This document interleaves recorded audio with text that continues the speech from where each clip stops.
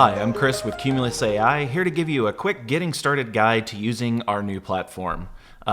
First thing you're going to do is once you sign in, you're going to apply your coupon code if you have one. Once you've done that, the first thing that we're going to want to do is talk about storage. Now, by default, the containers for your GPU pods do not have ephemeral storage. Now, if you don't know what ephemeral means, neither did I. It's just a fancy word for persistent. So if your pod goes down and then you restart it, all the information that you have in there will be lost. To avoid this, we're going to create shared storage. We'll put any startup scripts in there. We can put, reports that you need to export. Anything that you don't want lost, you are going to put in shared storage. So the first thing we're going to do is go over to the storage tab. And for our beta, we currently have Atlanta and Kansas. You need to make sure that your shared storage is also in the same region as the pods that you create. So for instance, we're going to start with Atlanta. So we're going to click Create Volume. And we are going to just name this Chris Test. We'll just do a 10 gig volume, and we will put it in Atlanta. Click Create. And it'll take a few seconds, but this will create. And it actually is going to show you the mount point. So when we actually go and create a container, if we do a DF, we're going to see that the mount point data share 19 is mounted. And you can use that as just a normal directory that you would in any other part of the container. So next we're going to go over to containers. And we are going to click New Container. And we're going to select the same region. So we're going to go Atlanta. We are going to select our H200. And then we can select the number of GPUs. I'm just going to do one for this demonstration. We're going to select our image, which is our CUDA image.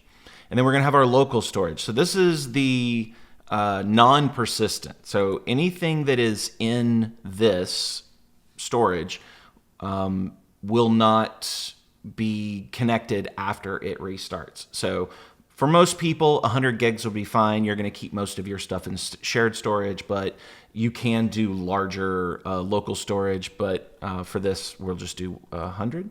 And then we're going to select our shared storage that we have and deploy our container.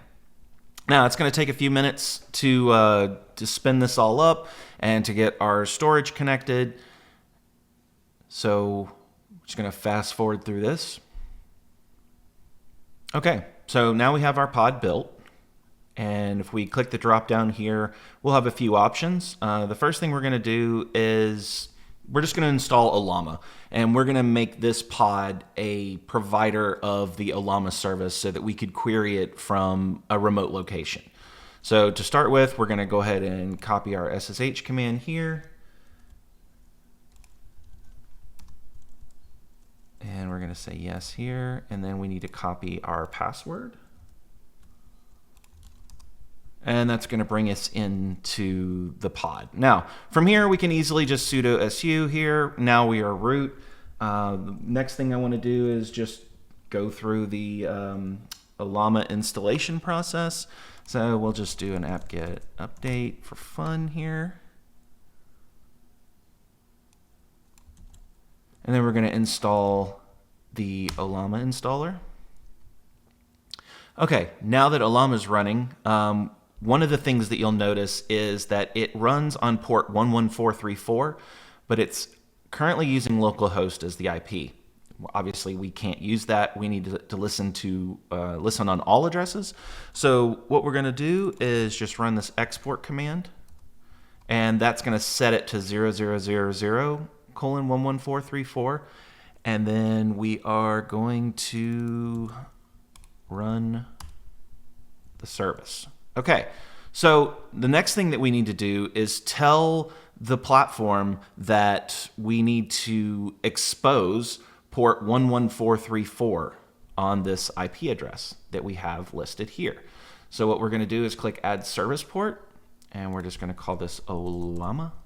And we are going to expose 11434, if I'm correct. 11434, yes. TCP, and our service type will be none. And we will click Add. And it'll take a second there to configure the port forwarding. Okay, so it has given us port 20,000. So if we were to open up a terminal here and say telnet to 205.196.19.114 and using port 20,000, we get a response. So that's how you're going to expose, like any software that you install that needs to be connected remotely, or you need to be able to connect to it remotely, you will expose that port and the system will give you a generated port that you will use that is port forwarded. If you have any questions, please feel free to email us at support@QumulusAI.com. Thanks.